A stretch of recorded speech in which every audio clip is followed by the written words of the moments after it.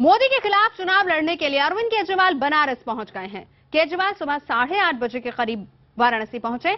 Sivaganga express जैसे ही Varanasi cantt station पहुंची, उनके समर्थकों ने केजरीवाल का जबरदस्त स्वागत किया। केजरीवाल के समर्थक पहले से ही स्टेशन पर मौजूद थे। केजरीवाल अपने परिवार के साथ वाराणसी के दौरे पर हैं। इसके बाद केजरीवाल राजघाट पहुंचे और गंगा में डुबकी लगाई। साथ ही कहा कि भ्रष्टाचार के चलते गंगा का पानी गंदा हो गया है। गंगा स्नान के बाद वो काल भैरव मंदिर दर्शन के लिए गए। उनके साथ आप नेता मनीष सिसोदिया और संजय सिंह भी मौजूद थे। काल भैरव मंदिर के बाहर कुछ लोगों ने केजरीवाल का विरोध किया। इसके बाद दोपहर 1 बजे वो टाउन हॉल से रोड शो में हिस्सा लेंगे। शाम 6 बजे के करीब केजरीवाल बेनियाबाद मैदान में रैली को भी संबोधित करने वाले हैं।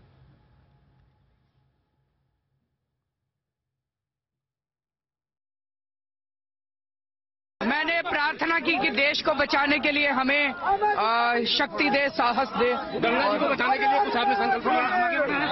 ये बड़ा दुख होता है देख के कि जिस तरह से गंगा गंदी हो गई है, गंगा का पानी गंदा हो गया है और ये सब भ्रष्टाचार की वजह से है।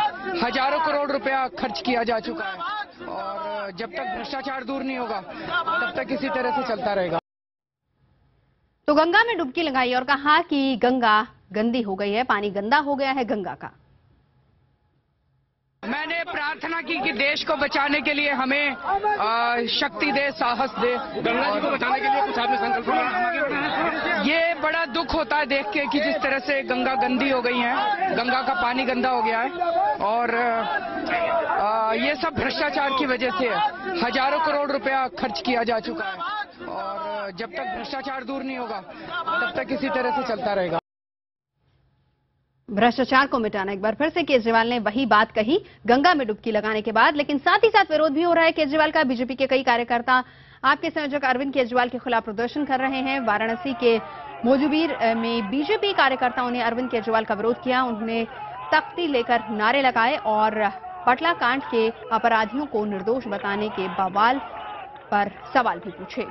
साथ ही जवाब न देने पर काले झंडे दिखाने की चेतावनी भी दी। वाराणसी पहुंचे केजरीवाल मौजूबीर में अपने समर्थक के घर पर कुछ देर के लिए रुके थे। इसके अलावा काल भैरव मंदिर पहुंचे केजरीवाल को विरोध का सामना भी करना पड़ा।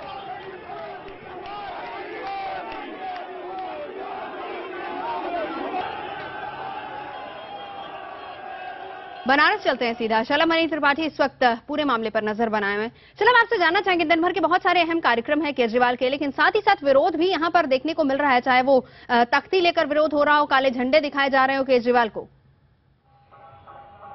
बिल्कुल नवजोत, देखिए एक सुकून की बात यह है कि जो विरोध है ये शांतिपूर्वक तरीके से हो रहा है। वरना आशंका इस बात की थी कि जिस तरीके से आम आदमी पार्टी के कार्यकर्ता हों चाहे बीजेपी के कार्यकर्ता हों, पिछले 3-4 दिनों से जो टकराव आपस में देखने को मिल रहा था उसको लेकर ये आशंका थी कि कहीं कोई आपस में मारपीट की नौबत ना आए। लेकिन एक बहुत ही सुकून की बात यह है कि पुलिस मुस्तैद है, प्रशासन मुस्तैद है और यही वजह है कि बीजेपी वाले प्रतीकात्मक विरोध तो जरूर कर रहे हैं लेकिन सब कुछ शांतिपूर्वक चल रहा है। अरविंद केजरीवाल बनारस पहुंच चुके हैं। बनारस में उन्होंने गंगा स्नान किया है, काल भैरव का दर्शन किया है, काशी विश्वनाथ का दर्शन करने गए हैं। उसके बाद इस मैदान में जहां पर इस वक्त हम खड़े हैं यहां से उनका रोड शो निकलेगा। 1 बजे के करीब वो यहां से अपना रोड शो स्टार्ट करेंगे और बेनियाबाग का मैदान है थोड़ी दूर में यहां से, वहां जाएंगे, वहां पर जनसभा को संबोधित करेंगे।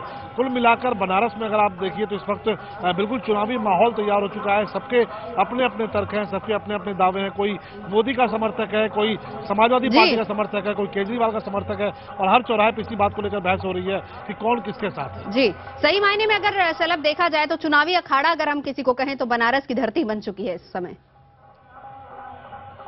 हाँ बिल्कुल, देखिए आपकी बात बिल्कुल सही है कि इस वक्त जो सबसे ज्यादा जो नजर किसी की है तो बनारस पर है, क्योंकि आजमगढ़ से मुलायम सिंह यादव जो समाजवादी पार्टी के सबसे बड़े नेता है वो आ चुके हैं। बनारस से अरविंद केजरीवाल आज अपना ऐलान कर सकते हैं कि वो चुनाव लड़ेंगे। यहाँ से नरेंद्र मोदी यहाँ पर पहुंच चुके हैं। तो पूरा सियासी अखाड़ा बन चुका है और जितने सियासी दिग्गज है उनकी नजर यहाँ पर है। बनारस से कांग्रेस से दिग्विजय सिंह के चुनाव लड़ने की चर्चा चल रही है और ऐसे में अगर दिग्विजय आते हैं तो निश्चित तौर पर ये जो मुकाबला है और ज्यादा दिलचस्प होगा। यानी इस बार अगर देखा जाए तो सबसे दिलचस्प सीट अगर कोई होगी तो वो होगी बनारस की।